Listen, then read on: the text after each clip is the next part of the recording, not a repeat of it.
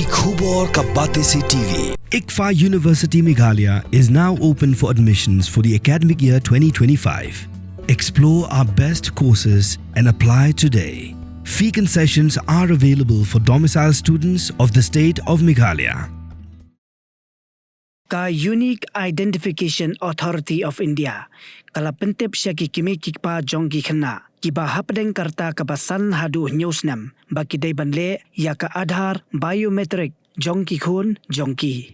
Ki kimi kikpa, ki laban phale ha kinu ki enrollment center, bat lada ki khun jong ki day ki bahapo ka Snem dan kam siu pisa AA, hanrei lada ki khun ki la palat ya ka Snem, kin ham ban siu shispa tingka.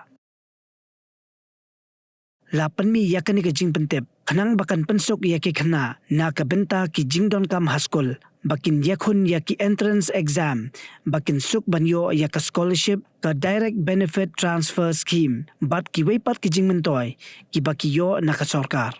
Ki jaka ki baa yaka Aadhaar card yaki Khynnah, kilas dangru ban penpoy, ya ki SMS ya ki mobile jong ki kimi kikpa, jong kitu ki baladon Aadhaar ban penkenmau yaki.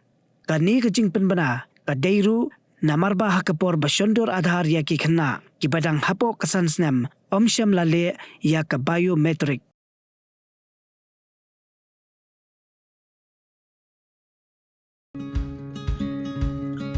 Wat penleno yakani ka kabu ki sopti etho ki babha bat shongdor nadu 100,000 hadu 100,000 tingka menta phila banyo hakador lai 100,000 tingka ya ki sopti etho ba shongdor hinyo 100,000 chaneng pinyo tang san 100,000 tingka tang kata ka wei ka sopti ka de ka wei ka design tang na ka benta jongpi wan jet nok loi na molai moro bat na mot pran pho no menta hau khandai saw lai 100,000 pra hinyo lai pra.